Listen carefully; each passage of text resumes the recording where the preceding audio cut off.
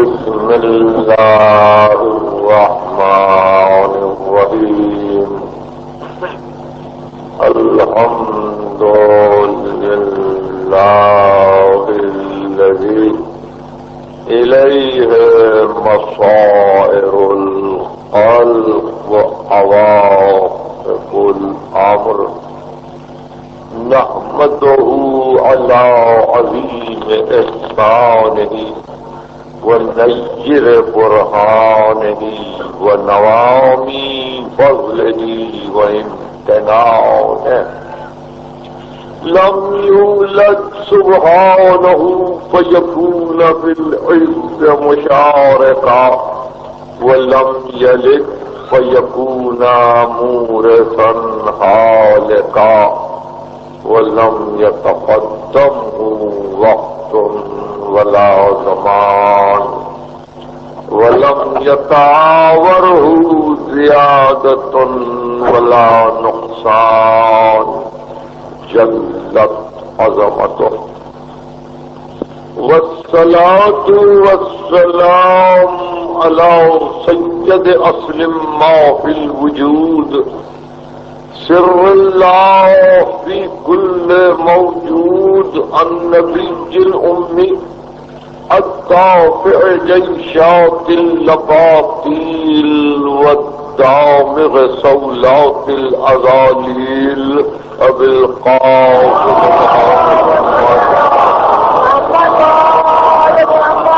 وأهل بيته الطيبين الطاهرين المعصومين المظلومين الذين أذهب الله عنهم الرجس وطهرهم تطهيرا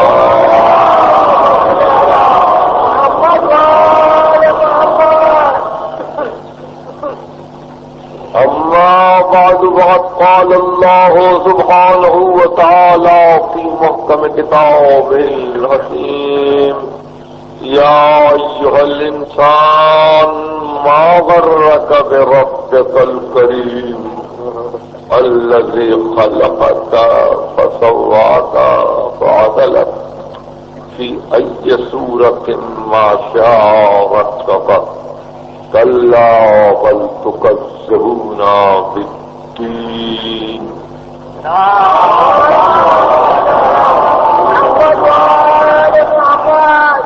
میں آپ کی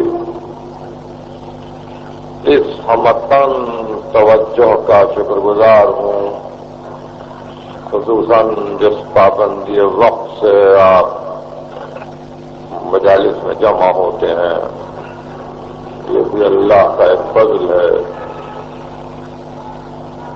اور اس کا کرم ہے کہ اس طرح سے اس وقت کو آپ بڑی قدر کے ساتھ صرف کر رہے ہیں۔ مجلسیں جاری ہیں، آج قرآن اور انسان کے عنوان پر یہ چھٹی تقریر آپ سن رہے ہیں۔ بہرحال جو کچھ بھی کہا جا رہا ہے وہ نقطۂ نگاہ حق ہونے کی وجہ سے ساری ملت اسلامیہ کی آواز ہے، چونکہ حق ہے اس لیے ملت اسلامیہ کی آواز ہے۔ اگر عنوان پر گفتگو ہو رہی ہو تو، اگر تفسیر کے سلسلے میں باتیں ہو رہی ہیں تو ہم کسی منزل پر بھی ملت کے اختلاف کو برداشت نہیں کرتے اور ہمارے ساتھ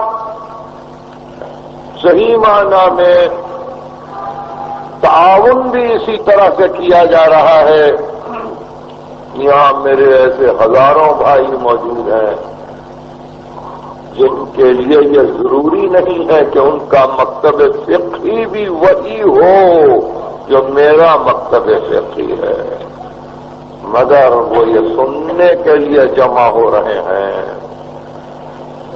کہ جس بارگاہ میں نذرانے عقیدت پیش کیا جا رہا ہے اس ذات گرامی میں تو کسی کو اختلاف نہیں ہے۔ اور پھر اگر کسی منزل پر کوئی آواز بلند کی جاتی ہے یا جس کے متعلق آپ مستقل 2-4 روز سے سن رہے ہیں تو وہاں بھی کوئی اختلاف نہیں ہے۔ جسارت نے اپنا اداریہ لکھا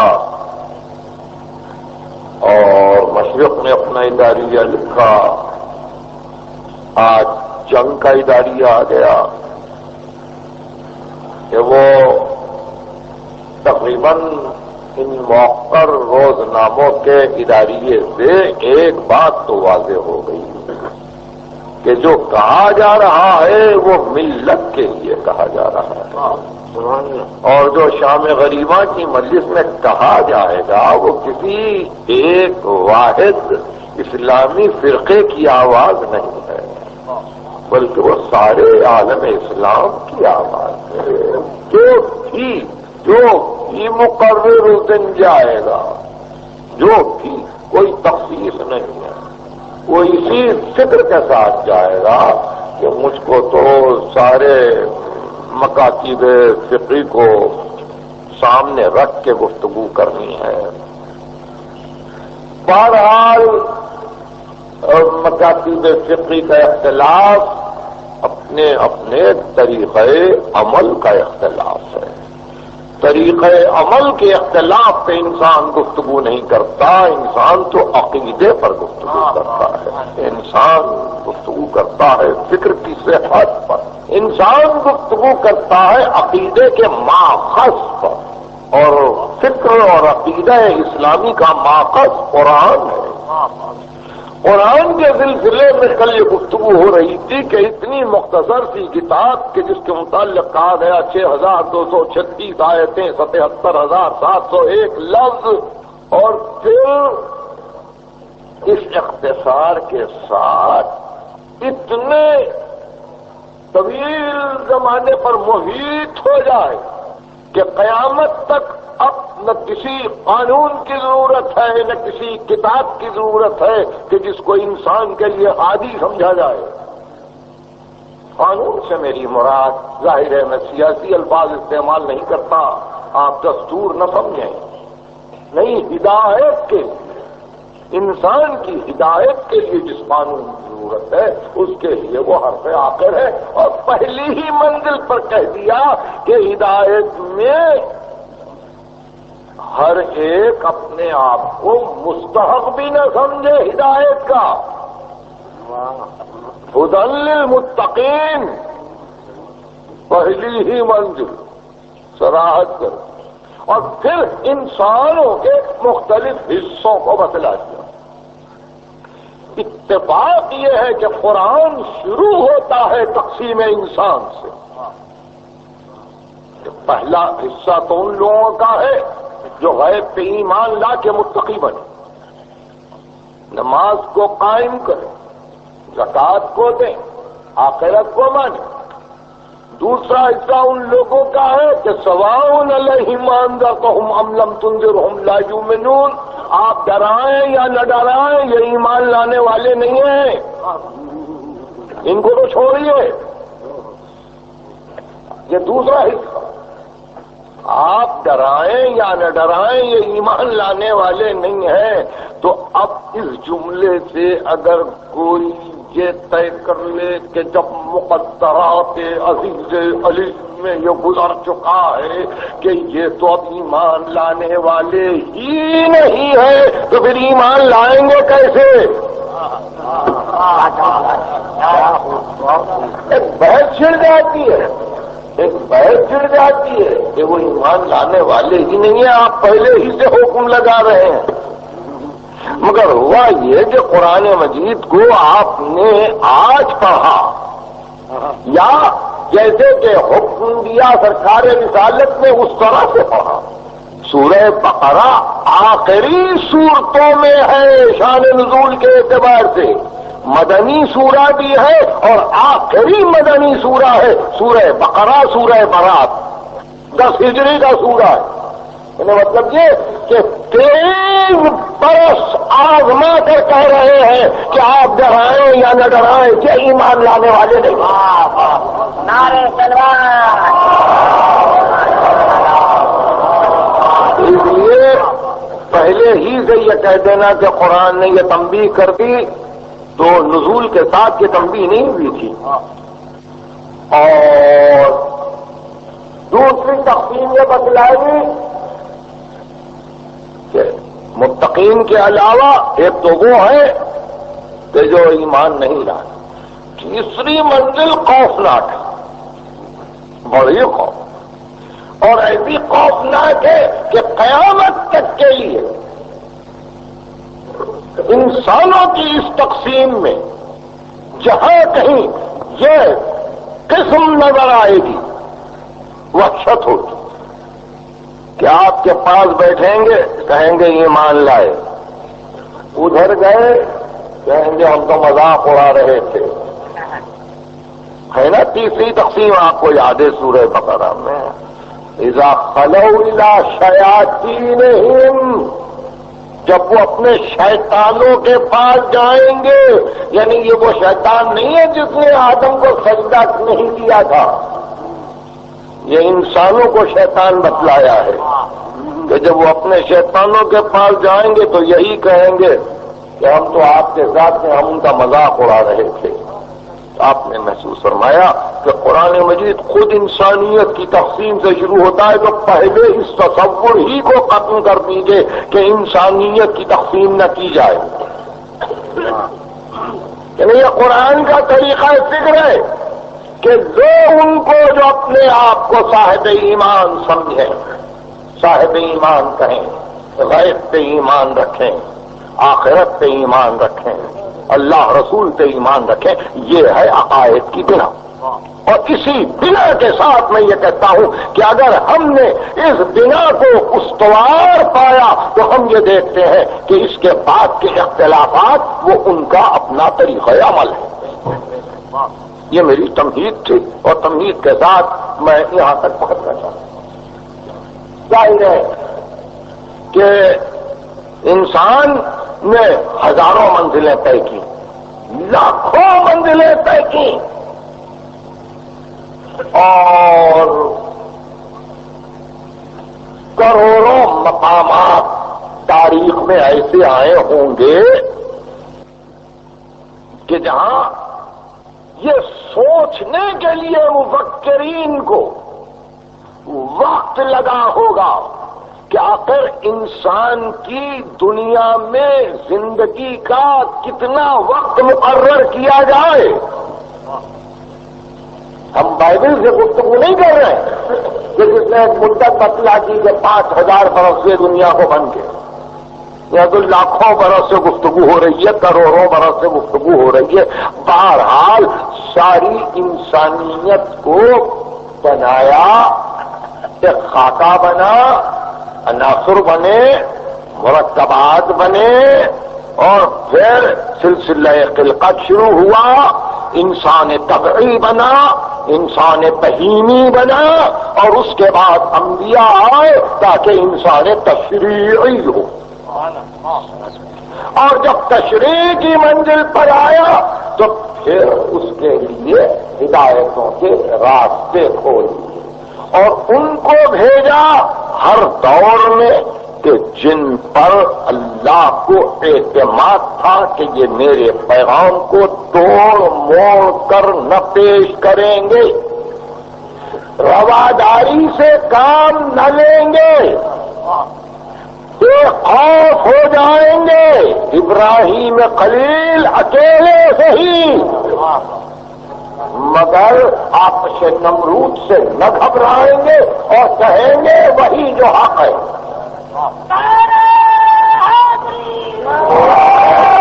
اور بالکل اسی طرح فرزند خلیل رشک ابراہیم جب آواز دے گا یا ایھا الانسان ما غرک بربک الکریم، تو یہ نہیں کہے گا کہ میں انسان نہیں ہوں،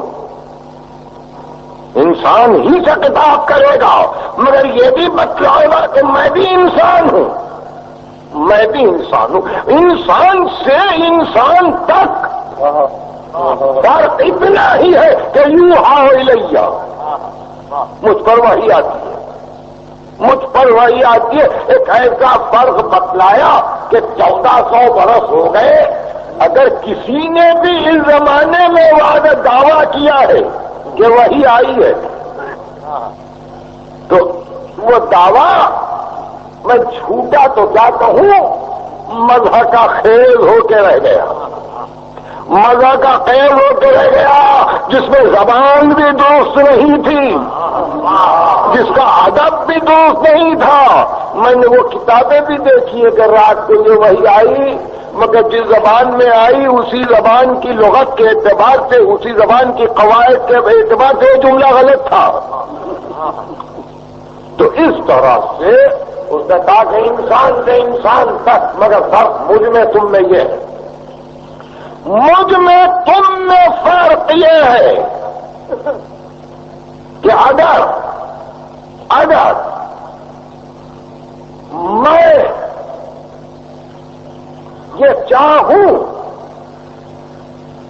اور اگر میں اللہ سے تمہارے لیے مغفرت طلب کروں تو جب تمہاری توبہ قبول ہوگی، اگر میں نہ رہوں تو تمہاری توبہ قبول نہیں ہے۔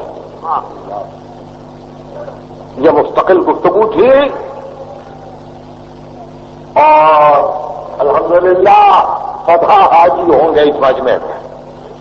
مدینے کی زیارت کی ہے آپ نے، قبر مطہر پہ آپ پہنچے ہیں، اور آپ نے جا کے سورہ نساء کی آیت بھی پڑھی ہے کہ جن لوگوں نے اپنے نفسوں پہ ظلم کیا ہے، ظلموا انفسہم جاؤک واستغفروا اللہ واستغفر لهم الرسول لوجدوا اللہ توابا رحیما، اگر وہ اللہ سے طلب مغفرت کرے اور بشرطے کہ رسول ان کے لیے طلب مغفرت کرے تو خدا توبہ کا قبول کرنے والا بھی ہے اور رحیم بھی ہے۔ رسول درمیان سے ہٹ جائے تو نہ توبہ قبول ہے نہ رحمت آ رہی۔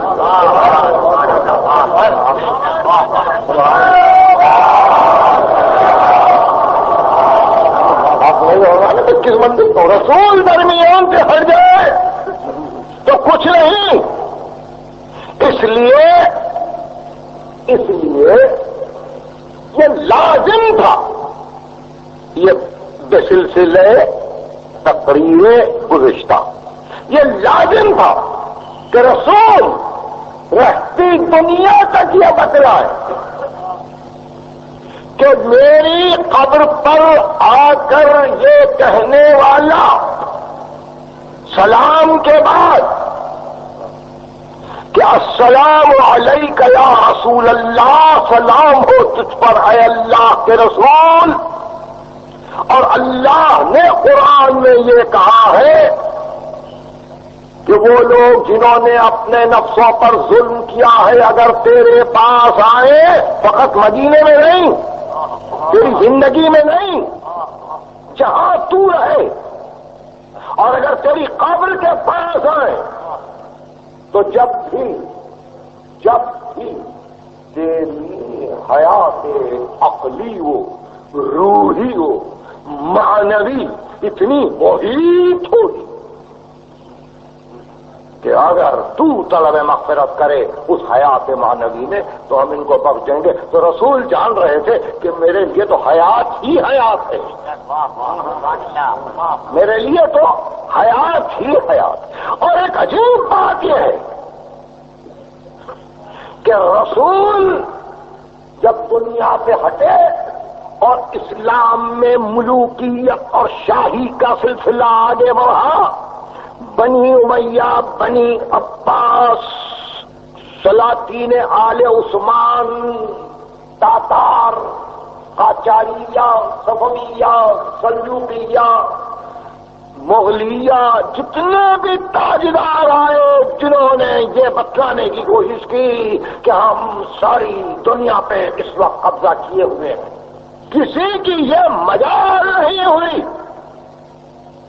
کہ وہ اپنی طرف سے یہ کہتے کہ اللہ کے رسول نے مرتے دم دو چیزیں چھوڑی، ایک قرآن، ایک ملوکیت۔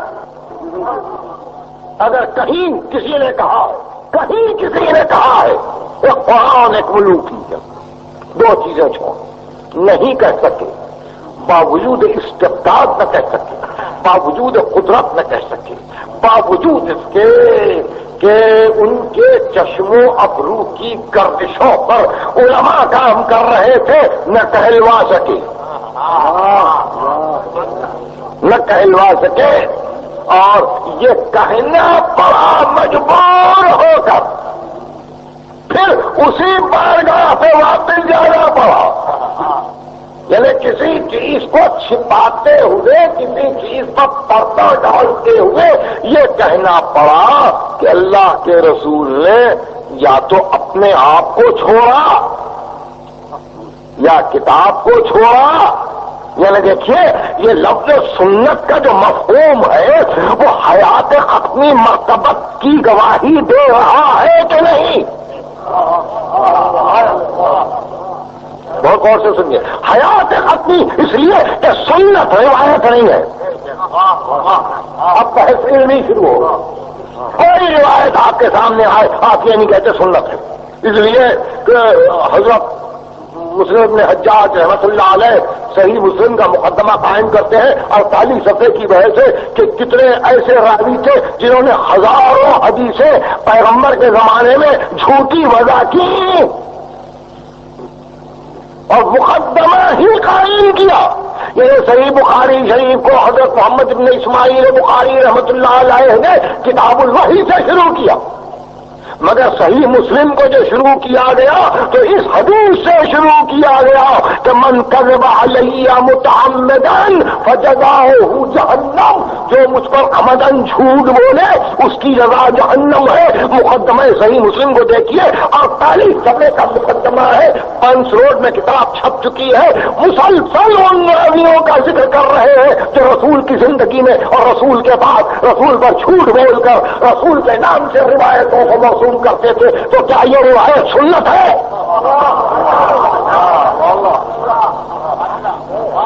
اب دیکھیے عجیب منزل ہے، روایت واقعے کا نقل کرنا ہے، روایت واقعے کا نقل کرنا ہے کہ ایسا واقعہ ہوا۔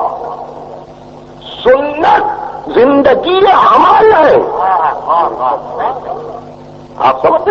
تو اس اعتبار سے امام احمد بن حنبل نے جلد 3، جلد 4، جلد 5 مسند، ترمذی شریف، مستدرک حاکم، کنز الامال اور جتنی اہم کتابیں آئیں اس میں یہ واضح کر دیا کہ زید بن ارقم نے کہا، زید بن ثابت نے کہا کہ پیغمبر نے ارشاد فرمایا کہ 2 چیزیں چھوڑ رہا ہوں، ایک کتاب اور یہ نہیں کہ میرا عمل، نہیں میرے عمل کے محافظ۔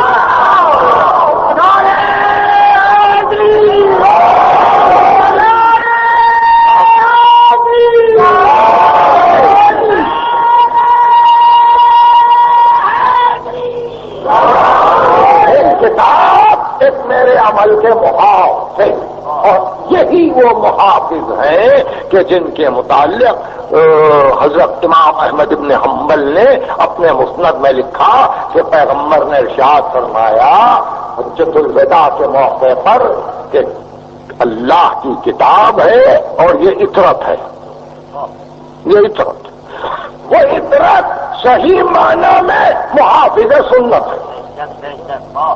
وہ عطرت صحیح معنی میں محافظ سنت ہے. گفتگو پھیل جائے گی. مجھے سمیٹنا ہے ساری باتوں کو. اگر کشمیر میں سید علی کا مزار جو مشہور ہے کہ جنہوں نے وہاں کے سارے ہندوؤں کو مسلمان بنایا اور آج جو کشمیر کی میجورٹی مسلم ہے وہ فقط انہی کی وجہ سے ہے. یا اگر یہ کہے کہ سید علی حجویری نے لاہور میں، یا اگر یہ کہے کہ سید علی ہمدانی نے جلالی میں، یا اگر یہ کہے کہ حضرت خواجہ اجمیری نے، خواجہ نظام الدین نولیا نے، یا اگر یہ کہے کہ خواجہ گیسو دراز نے جن کا نام تھا سید محمد، اگر انہوں نے اسلام کی خدمت کی تو یہ بادشاہ تو نہیں تھے نا، ملکیت تو ان کے پاس نہیں تھی نا، مگر صرف اس بات کا لحاظ تھا، فقط اس بات کا لحاظ تھا کہ عطرت سے وابستہ ہے. بہت غور سے بولے، عطرت سے وابستہ ہے اور اس اعتبار سے ہم کو تو انہی سے نزدیک ہونا چاہیے، انہی سے نزدیک ہونا چاہیے، انہی کے قول پر عمل کرنا چاہیے. یہی وجہ ہے کہ ایک بنی تمیم سے آ رہا ہے، ایک بنی عدی سے آ رہا ہے، ایک بنی اسد سے آ رہا ہے، ایک حوزن سے آ رہا ہے، کوئی زمخشر سے آ رہا ہے، کوئی ترمس سے آ رہا ہے، کوئی سمرقند بخارا سے آ رہا ہے. کتنے تمام راوی آ رہے ہیں اور ہر راوی جب نقل کرتا ہے کسی روایت کو تو یہ کہتا ہے مجھ سے میرے شیخ نے کہا. اس نے کسی اور قبیلے کے شیخ سے سنا، قبیلہ بھی ایک نہیں ہے، اسے کسی اور قبیلے کے شیخ سے سنا کہ رسول نے یہ فرمایا، مگر عطرت کی منزل میں تھی کہ میرے باپ نے کہا، ان سے ان کے باپ نے کہا، ان سے ان کے باپ نے کہا، ان سے اللہ کے رسول نے کہا. تو یوں سلسلے میں جب آیا یہ گھرانے کا تو پتا چلا کہ حفاظت کی گئی قول رسول کی. عزیزان گرامی، اس منزل پر چونکہ میں کل کی تقریر سے اپنے آپ کو مسلسل کر رہا تھا، ایک تصاوف کا ازالہ ضروری تھا کہ قوت و اقتدار اپنے آپ کو مذہب میں داخل نہ کر سکا کتاب کے ساتھ. صرف یہ بحث تھی، اس کو سمجھانا چاہتا تھا کہ شاہی سب کچھ کر گئی، شاہی سب کچھ کر گئی، سجدے کروا گئی، مگر کتاب کی صحیح و نظیر نہ بن سکی کہ میرے ساتھ کتاب ہے یا کتاب میرے ساتھ، کتاب کے ساتھ میں ہوں. نہیں، یہ جس کے لیے کہہ دیا کہہ دیا.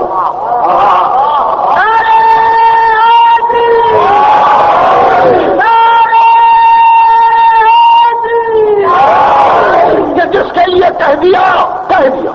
تو ایسی منزل پر جہاں ہر قسم کے انسان موجود ہو اور جغرافیہ مختلف قسم کی طبیعتوں کو لیے ہوئے انسانوں کو ایک جگہ پیش کرے اور تاریخ مختلف انسانوں کے مختلف کرداروں کو نقل کرے تو زمین و آسمان کا فرق ہو جاتا ہے. انسان میں زمین و آسمان کا فرق ہو جاتا ہے. آپ کے پاس بیٹھنے والے، آپ کے نزدیک بیٹھنے والے ممکن ہے آپ کے ہم مزاج نہ ہوں، آپ کے دوست ممکن ہے کہ آپ کے رازدار نہ نکلے. ارے آپ کا سگا بھائی ممکن ہے آپ کے خلاف کورٹ میں دعویٰ کر دے. ممکن ہے کہ نہیں؟ کیوں؟ اختلاف سبب.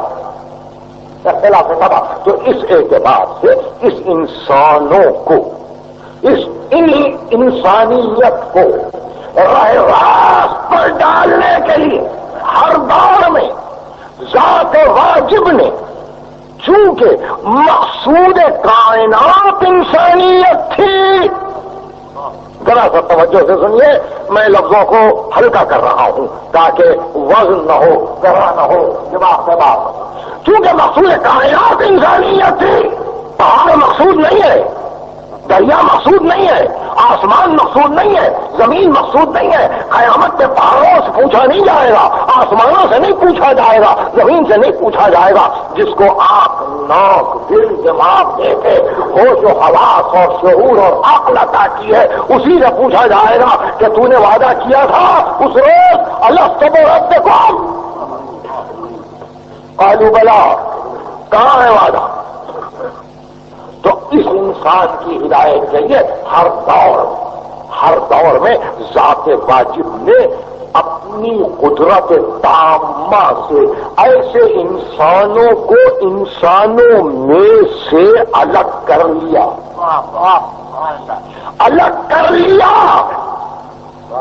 کہ جس کو دوسرے انسان یہ نہ کہہ سکے کہ ہم میں سے ہے۔ موسیٰ کو الگ کیا پوری قوم میں سے، تو قوم کی مجال نہیں تھی کہ موسیٰ تم کیا ہو، ہم سب موسیٰ ہیں۔ ابراہیم کو الگ کیا تو ابراہیم کی قوم کی مجال نہیں تھی جو یہ کہے کہ ابراہیم تمہارا کیا مقام ہے، ہم سب ابراہیم ہیں۔ کوئی کہہ سکتا ہے؟ نہیں۔ تو بالکل اسی طرح سے منزل خاتم پر جس انسان کو چن لیا، تو قیامت تک کے انسان نہیں کہہ سکتے کہ وہ ہم جیسا تھا، کھاتا ہوگا، پیتا ہوگا، چلتا ہوگا، پھرتا ہوگا، سب کچھ ہے، یاکل الطعام، وہ یمشی فی الاسواق، لیکن یوحا الیہ صاحب بھائی ہے تو کسی کی مجال نہیں تھی تو یہ کہے کہ وہ ہم جیسا۔ اس لیے مزمل کہہ کے الگ کیا، مدثر کہہ کے الگ کیا، طٰہٰ کہہ کے الگ کیا، حامیم کہہ کے الگ کیا، اور آگے چل کر محی الدین عربی نے کہا اپنی تفسیر میں کہ سین ایک رمز ہے، ایک سمبل ہے۔ سین آپ سمجھ رہے ہیں کہ یہ جو حرف ہے، الفابیٹ ہے آپ کے اردو زبان میں یا عربی زبان میں یا فارسی زبان میں سین، تو محی الدین عربی کہتے ہیں یہ ایک سمبل ہے، اور اس سمبل کو جب پکارے یاسین تو اس کے معنی یہ ہے انسان، یعنی انسان سے انسان تک وہ محمد عربی ہے۔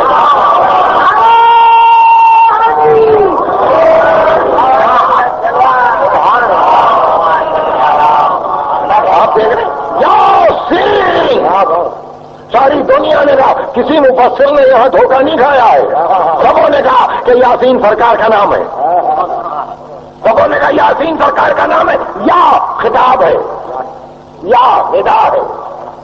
اے سین، آپ نے دیکھا انسان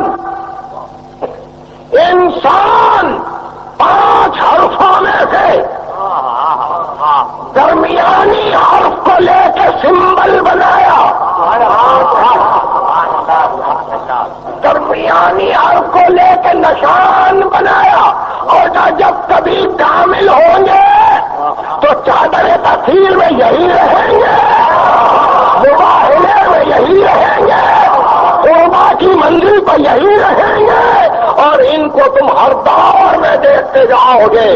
یہ وہ ہوں گے جو محافظ سنت سین ہوں گے۔ نعرہ حیدری، نعرہ حیدری، بڑی عجیب منزل ہے۔ یاسین،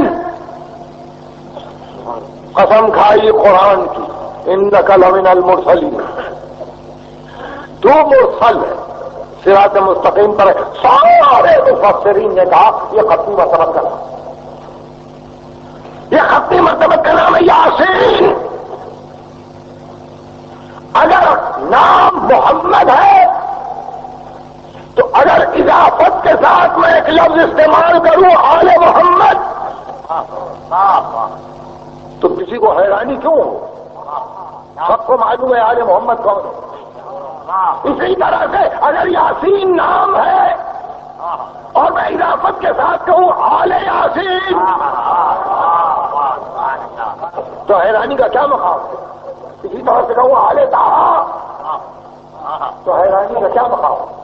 آل یاسین آل طہا وہ نسبتیں ہیں، وہ اضافتیں ہیں جہاں قطنی مرتبت نے یہ جان کر کہ مجھ کو ممتاز بنایا ہے میرے مالک نے، یہ کہتے ہوئے کہ ما عرفنا کا حق معرفت ہے، تجھے نہیں پہچانا جو حق پہچاننے کا تھا، ما عبدنا کا حق عبادت ہے، تجھے تیری عبادت نہیں کی ہم نے جو عبادت کا حق تھا، مگر اس کے باوجود دنا فتدلا فکانا قابا قوسین او ادنا، اتنا نزدیک ہوا کہ دو کمانوں کی طرح ہوا، بلکہ اور نزدیک ہوا. جب اس نزدیکی پہ پہنچا تو اختیار کھل لیا.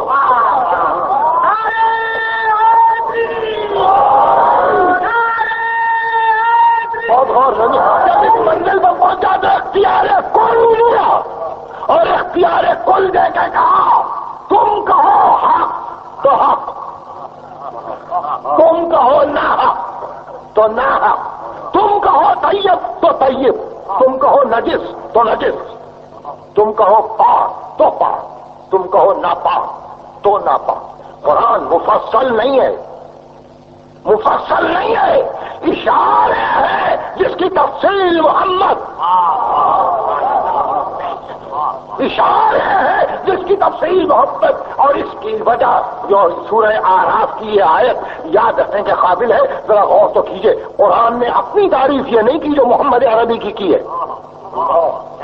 سورہ اعراف الذین یتبعون رسولا نبی الامی الذی یجدونہ مکتوبا عندهم فی التوراۃ والانجیل یأمرهم بالمعروف ینہاهم عن المنکر یحل لهم الطیبات ویحرم علیہم الخبائث ویضع عنہم اصرهم والاغلال التی کانت علیہم. وہ لوگ جو پیروی کرتے ہیں نبی کی، امی کی، اس کا ذکر توریت میں بھی ہے، انجیل میں بھی ہے. وہ طیب چیزوں کو حلال کرتا ہے، یحل لهم الطیبات، طیب چیزوں کو حلال کرنے والا علم رکھتا بھی ہے طیب کا. یحرم علیہم الخبائث، خبیث چیزوں کو حرام قرار دیتا ہے. وہ جانتا ہے کہ خبیث کیا ہے. یا صرف ایک عالم جذب میں، ایک عالم کیف میں کہے جا رہا ہے یہ جائز ہے، یہ ناجائز ہے، یہ پاک ہے یا ناپاک ہے، یا اس علم سے کہہ رہا ہے کہ جس کو حلال کہہ رہا ہے قیامت تک دنیا اس میں حرمت کا پہلو نہیں ڈال سکتی، اور جس کو حرام قرار دے رہا ہے قیامت تک دنیا اس کو حلال نہیں کر سکتی.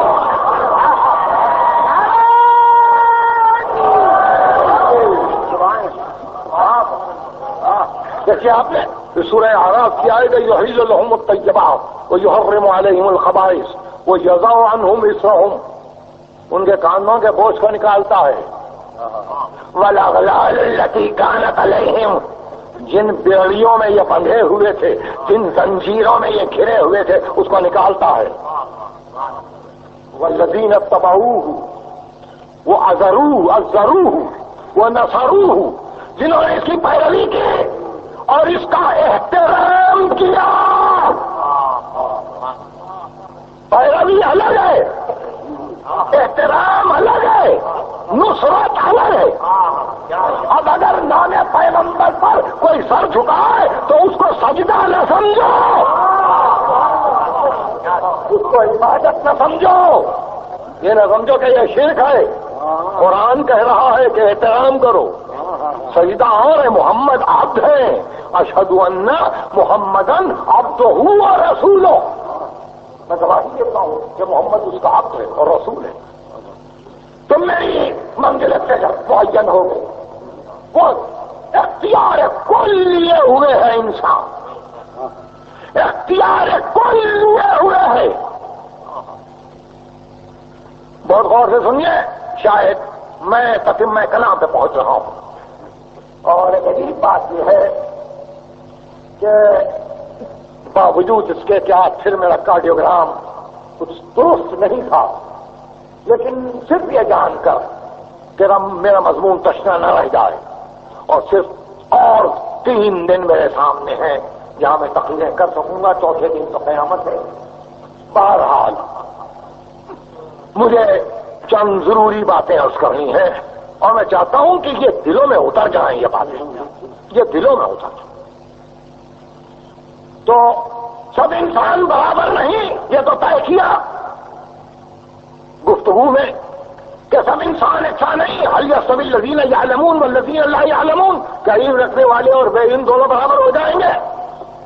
حل یستوی الاعمی والبصیر، کہ اندھا اور آنکھ رکھنے والا دونوں برابر ہو جائیں گے. حل یستوی الظلمات والنور، کہ اندھیرے اجالے برابر ہیں. یہ سب قرآن پوچھ رہا ہے. نہیں، قرآن پوچھا ہے ام نجعل المسلمین کالمجرمین، کیا مسلم مجرم برابر ہے؟ قرآن نے پوچھا ام نجعل المتقین کالفجار، کیا متقی اور فاجر برابر ہے؟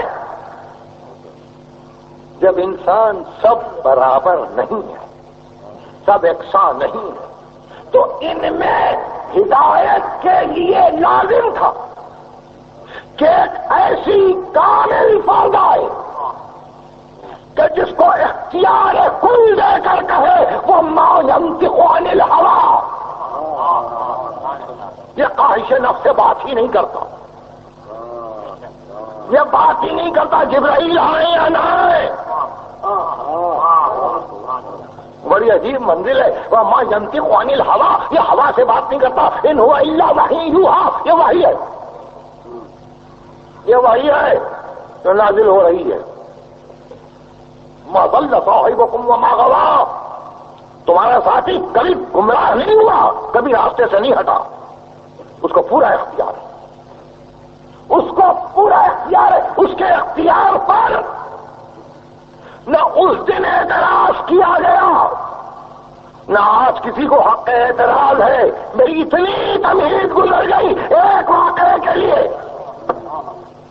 12 برس مدینے مکے کے گزرے، 10 برس مدینے کے گزرے، 22 سال گزر گئے. یمن مسلمان، یمامہ مسلمان، طائف مسلمان، مکہ مسلمان، مدینہ مسلمان، عدن مسلمان، افریقہ میں اسلام، ہر طرف اسلام ہی اسلام ہے جزیرہ نما عرب میں. اور ایسے موقع پر نصارى نجران سامنے آئے مباہلے کے لیے. اب اختیار رسول کی منزل تھی.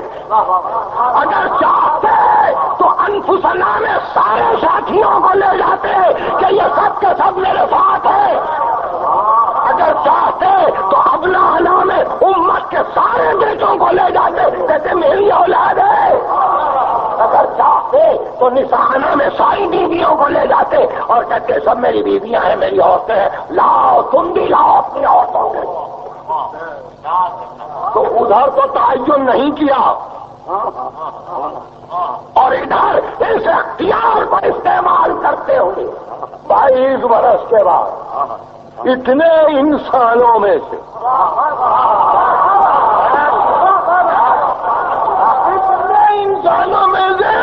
شیخ الاسلام مولانا اشرف علی تھانوی کی تفسیر دیکھیے، حاشیے میں لکھتے ہیں اتنے انسانوں میں سے انفسنا میں ایک کو چنا، نسانا میں ایک کو چنا، اپنا نام 2 کو لیا. کسی مسلمان نے اللہ اللہ کا مرتبہ دا مسلمان کیے. ارے کسی کی یہ ہمت نہیں ہوئی کہ پوچھے آخر ہم بھی تو ہیں. اختیار کل کو استعمال کر رہا. تمام مفسرین کو دیکھیے، صاحب کشاف جار اللہ زمخشری نے بڑی تفصیل دی.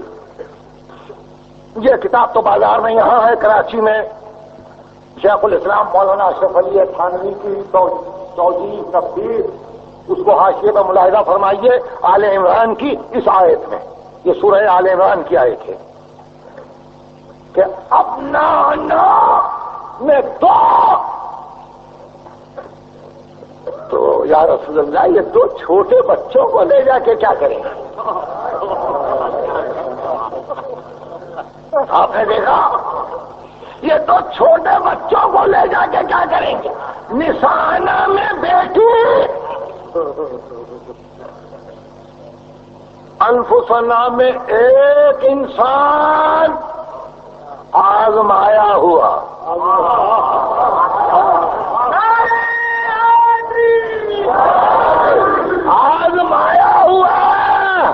بدر میں، احد میں، خیبر میں، خندق میں، حنین میں، ہجرت کی رات، اتنے امتحان کے بعد نفس کو لے کے آ رہا ہوں، نساء میں بیٹی، ابنا میں دو بیٹے، کوثر لے کر چلے،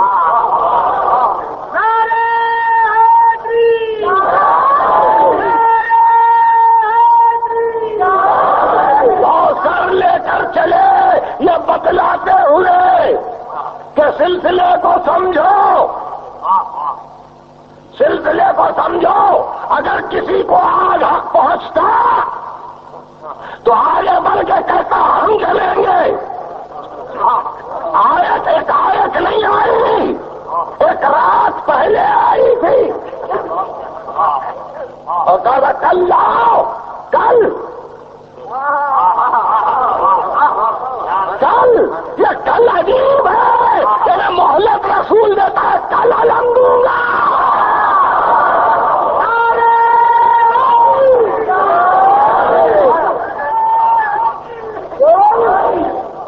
آپ نے دیکھا یہ مہلت عجیب ہے، کل لے کر آؤ، میں بھی لاؤں، فمن حاجک پوری آئے، فمن حاجک فیہ من بعد ما جاءک من العلم، جو علم کے آ جانے کے بعد بھی احتجاج کرے، فقل تعالوا، آؤ، بلائیں بلائیں، ابنانا وابناکم ونسانا ونساکم وانفسنا وانفسکم، ابنا میں مامون رشید نے کہا فرزند رسول،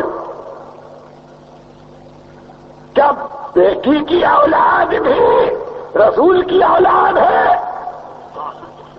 تو آپ نے کہا جب تک اپنا آنا ہے، جب تک اپنا آنا ہے، اور جب تک عیسیٰ ذریت نوح میں ہے،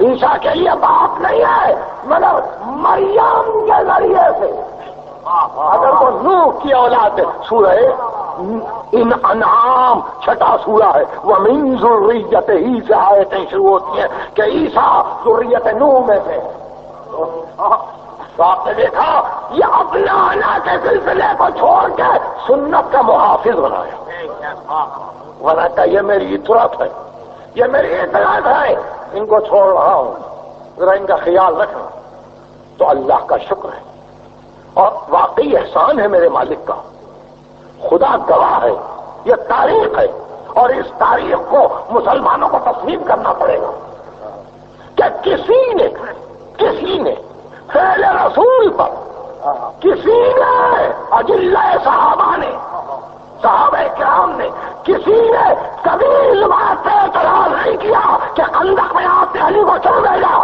خیبر میں آپ نے علی کو کیوں بھیجا، احد میں آپ نے کیوں بھیجا، بدر میں آپ نے کیوں بھیجا، بالکل اسی طرح انفسنا کی منزل پر کسی نے اعتراض نہیں کیا کہ ان کو لے کے کیوں جا رہے ہو،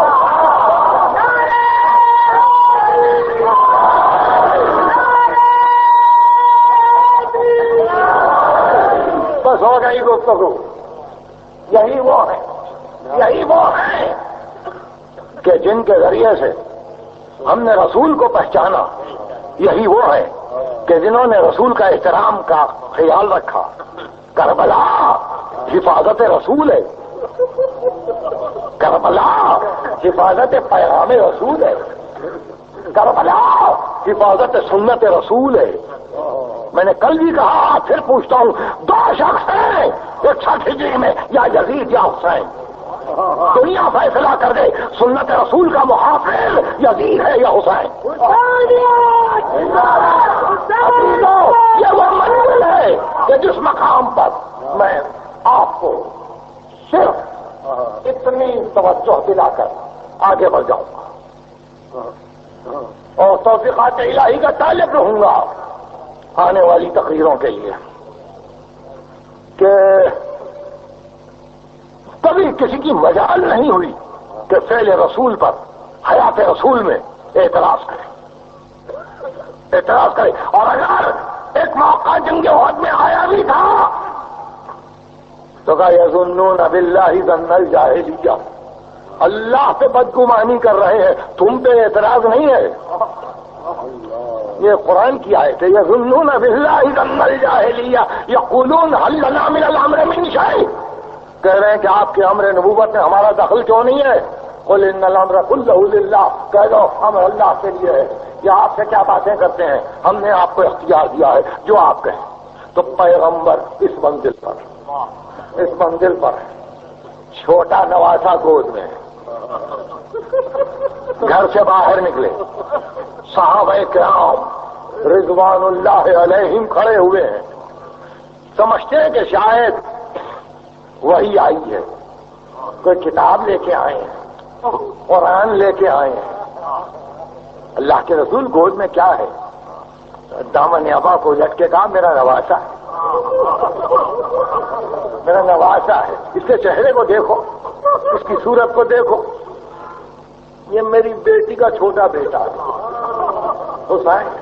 مگر معلوم نہیں کیا بات یاد آئی، یہ پورے اسلام کے سارے مورخین نے لکھا اور سارے محدثین نے لکھا کہ جب سب صحابہ کرام دیکھ چکے تو بچے کو اس طرح سے بلند کر کے اللہم والے من والا وہ آگے من آدھا، پروردگار جو حسین کو دوست رکھے تو اس کو دو، خداوندہ جو حسین کو دشمن رکھ تو اس کو دو،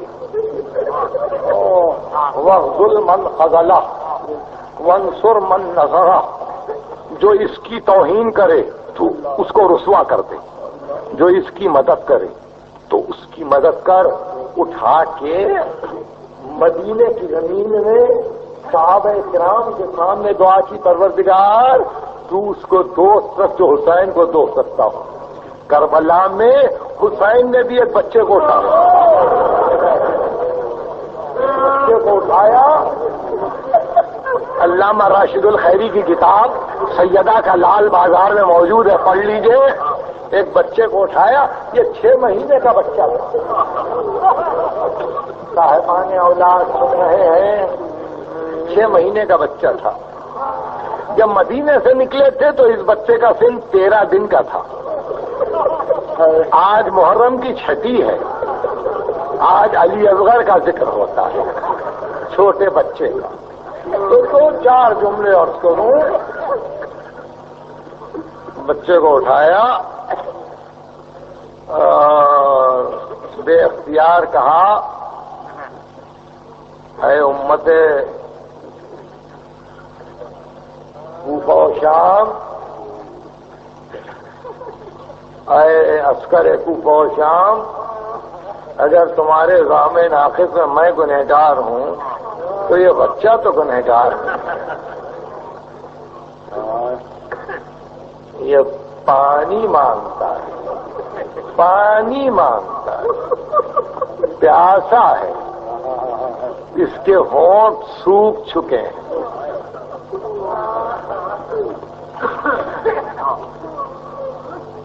اس مقام پر میں نے کبھی کہا تھا،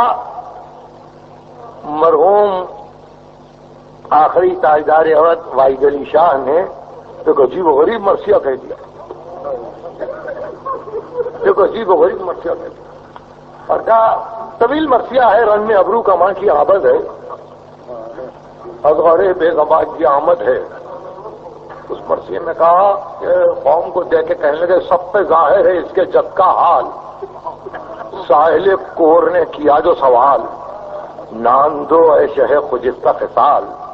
بولے قمبر سے آپ نان نکال بھوکا ہے اب نہ دیر کر قمبر جلد ساحل کو سیر کر قمبر. بولا وہ نان ہے شتر پر بار کہا دے اس شتر کی اس کو میں ہار. بولا وہ ہے شتر میان قطار کہا دے دے قطار بے تکرار. سنتے ہی حکم میر کوثر کا چھوڑ کر ریسمان کو سرکار. پوچھا مولا نے کیا سبب اس کا؟ عرض کی دل میں اپنے میں سمجھا بہرے بخشش جوش پر تیرا مجھ کو دے دو تو کیا کروں مولا ایسے فیاض کا یہ پوتا ہے.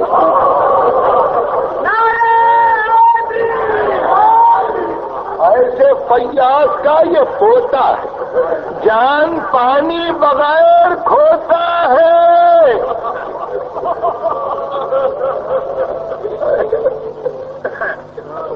عجیب مرثیہ ہے چھوٹی سی زمین میں کہ حضرت نے پانی کا سوال کیا اپنے لیے نہیں علی اکبر کے لیے نہیں سکینہ کے لیے نہیں 6 مہینے کے بچے کے لیے. ساری دنیا میں میں سمجھتا ہوں کہ انسان کو ترسانا چاہیے کسی کی پیاس کو دیکھ کر. اور ہائے وہ باپ جو اس مجبوری کو دیکھے میرا بچہ پانی مانگ کوئی اور چیز نہیں پانی مانگتا. جب یہ بچہ جھولے میں رونے لگا تھا تو حسین ابن علی خیمے میں گئے تھے اور کہا تھا رباب تیرے بچے کو لے جاؤ. کہا لے جائیے اگر پانی ملے تو. رباب مجھے دے دے. رباب کے ہاتھوں سے بچے کو لیا. بچے نے گویا ودا کیا ماں کو اور ایک ایسی نگاہ سے ماں کو دیکھا کہ خدا حافظ علی اکبر. بچہ چلا خیمے کے پردے کے پاس آ کے ماں بیٹھ گئی کہ اب باپ بچے کو لے کے آئے گا کہ دیر ہو گئی. اور ایک آواز آئی ام کلثوم. کیا ام رباب تو وہاں نہیں ہے؟ ام کلثوم نے کہا آقا رباب تو مٹی پر بیٹھی ہوئی. فرمایا رباب کو باہر بھیجو. ماں کے گود سے بچے کو لیا تھا اب بلا کے کہا رباب. اب جو رباب نے چہرہ دیکھا تو وہ چہرہ نہیں تھا. وہ چہرہ نہیں تھا. چہرے پہ لہو تھا. چہرے پہ خون لگا ہوا تھا. رباب گھبرا گئی. کہنے لگے رباب میں کون ہوں میں کون ہوں اور کیا حجت خدا ہے. رباب میری بات مانو نہیں. کہا فرزند رسول کیوں نہیں جو کہیں گے. کہا رباب میں پانی پلانے کے لیے گیا میرے بچے کو پانی نہیں ملا. رباب میرا بچہ مر گیا.